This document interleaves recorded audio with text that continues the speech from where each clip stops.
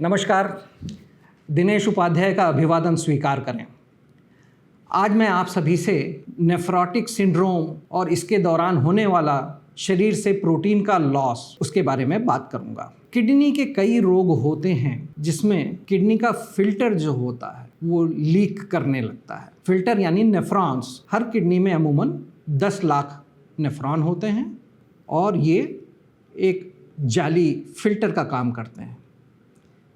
खून का पानी वाला हिस्सा तो इसमें निकल जाता है, कुछ घुलनशील जो लवण होते हैं, सॉल्ट होते हैं, वो भी इसमें निकल जाते हैं। लेकिन फॉर्म्ड एलिमेंट्स होते हैं जैसे कि red blood cell, white blood cell, platelets, blood में घूमते हुए बड़े प्रोटीन्स, फैट्स इत्यादि, ये सब चीज़ें जो होती हैं फिल्टर नहीं होती और वो खून में बनी रहती हैं। किन्हीं बीमारियों के कारण जब फिल्टर पर असर पड़ता है तो वे पदार्थ जो अमूमन पेशाब में नहीं उतरते हैं वो पेशाब में उतरने लगते हैं। ऐसी ही एक अवस्था को हम नेफ्रोटिक सिंड्रोम कहते हैं, जिसमें शरीर का जो प्लाज्मा प्रोटीन है यानी कि ब्लड में घूमने वाला प्रोटीन वो छनकर पेशाब में आने लगता है, जिसे हम नॉर्मली वहाँ नहीं पाते हैं। जाहिर है प्रोटीन की मात्रा पेशाब में एक रेंज में होती है। इसका लॉस जो है थोड़ा कम भी हो सकता है, मीडियम भी हो सकता है, बहुत अधिक भी हो सकता है। तो इसको हम अपने टेस्ट के ज़रिए ग्रेड करते हैं, 1+, 2+, 3+, लाइक दैट।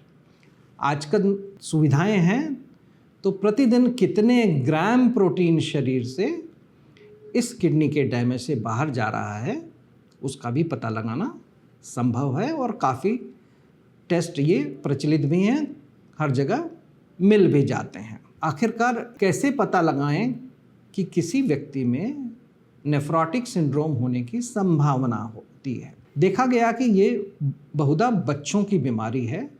वैसे पाई जाती हर एज में है, पर बच्चों में, खास करके वे बच्चे जो 2 से 6 साल की उम्र के हैं, उनमें ये बहुत ही कॉमन बीमारी है। इस बीमारी में बच्चे में एकाएक सूजन आ जाती है, बच्चा सूज जाता है, उसका चेहरा ऐसा हो जाता है कि आंखें छोटी दिखने लगती हैं, पूरी तरह से खुलती नहीं हैं, उसका पैर सूजकर गोल हो जाता है, पेशाब की मात्रा नियमित मात्रा से काफ़ी कम हो जाती है। यहाँ पेरेंट्स को चाहिए, अभिभावकों को चाहिए कि उस बच्चे की तुरंत जांच कराएं और पता लगाएं कि ये सूजन आखिरकार क्यों आई है, कहीं नेफ्रोटिक सिंड्रोम तो नहीं। अब मान लीजिए ऐसा बच्चा किसी डॉक्टर के पास आता है तो वो कुछ टेस्ट करता है, जिसमें पहला और सबसे ज़रूरी टेस्ट होता है यूरिन रूटीन टेस्ट। इस यूरिन रूटीन टेस्ट में हम पता करते हैं कि ये बच्चे के या किसी एडल्ट के यूरिन में प्रोटीन की मात्रा तो नहीं है,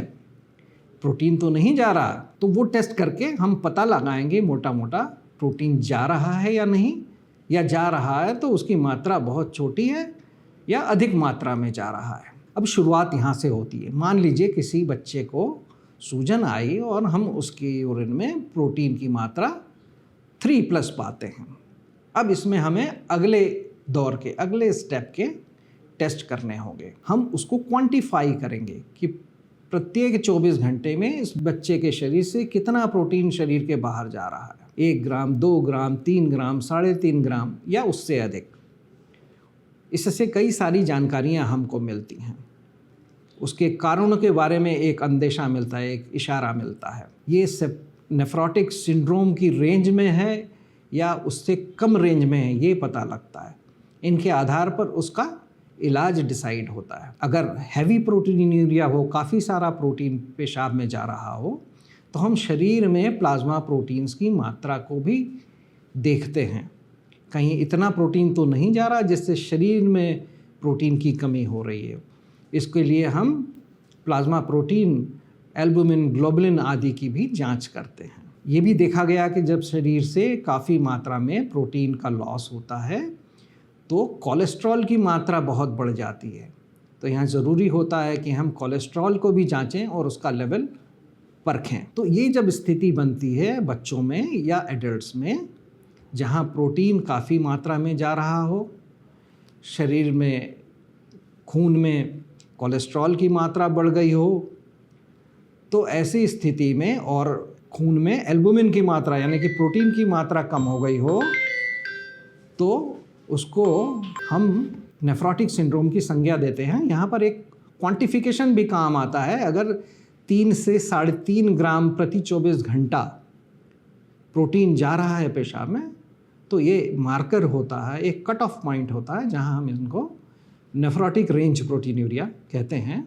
और फिर आगे हम इसको इलाज के लिए, इसको मैनेजमेंट के लिए जो भी कदम लेने हैं वो लेते हैं। मैनेजमेंट में अगर 2 से 6 साल का बच्चा है तो हम मान के चलते हैं कि ये cases minimal change nephrotic syndrome है, यानी कि इसमें अगर हम दूरबीन से देखें या माइक्रोस्कोप से देखें तो बहुत ज़्यादा चेंज नेफ्रॉन्स में नहीं नज़र आता। ख़ास बात है कि एक तरीके की दवाइयों को बड़े अच्छे से रिस्पॉन्ड करते हैं, जिनको स्टीरॉइड्स कहते हैं। तो इन बच्चों को करीब 12 हफ्ते के स्टीरॉइड का कोर्स दिया जाता है और पाया जाता है कि इससे बच्चा बड़ी जल्दी ही चंगा हो जाता है। ये बात भी सही है, कई बच्चों में रिलैप्स भी होते हैं और कुछ परसेंटेज ऑफ बच्चे होते हैं जिन पे बार बार रिलैप्स होते हैं, तो उनमें स्टीरॉइड से आगे बढ़कर दूसरे जो इलाज होते हैं वो किए जाते हैं। एडल्ट्स के मामले में चूँकि थोड़ी गफलत की स्थिति रहती है कि क्या डिजीज़ इस चीज़ को कॉज कर रही है, तो हम लोगों को बायोप्सी करनी पड़ती है और बायोप्सी में आए रिज़ल्ट के हिसाब से हम इस नेफ्रोटिक सिंड्रोम का इलाज करते हैं। मैं सोचता हूँ कि आप लोग सभी इस चीज़ को ध्यान रखें। किसी को सूजन आ रही है, बच्चा हो या बड़ा हो, पेशाब की जांच अवश्य कराएं, योग्य डॉक्टर की सलाह लें और यदि नेफ्रोटिक सिंड्रोम है तो इसका इलाज कराएं। और जैसा मैंने कहा, मैं फिर दोहराता हूँ, बच्चों में ये रोग बहुत अच्छे से इलाज के ज़रिए कंट्रोल हो जाता है, या कई बार इसको हम परमानेंट रिमिशन में, या कहें कि वो फिर दोबारा लौट के नहीं आता, ये भी संभव है। तो मैं आपसे इजाज़त लेता हूँ। धन्यवाद।